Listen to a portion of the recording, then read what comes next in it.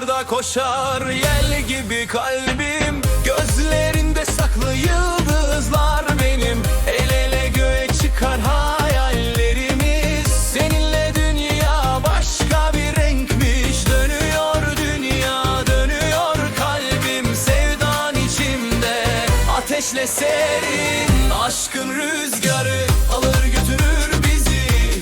Döner başım sarhoşum senin izi. Aşkın rüzgarı göğe yükselir sesi. Gel yanıma sevgi dolsun her nefesi. Aşkın rüzgarı alır götürür bizi. Döner başım sarhoşum senin izi. Aşkın rüzgarı göğe yükselir sesi. Gel yanıma sevgi dolsun her nefesi.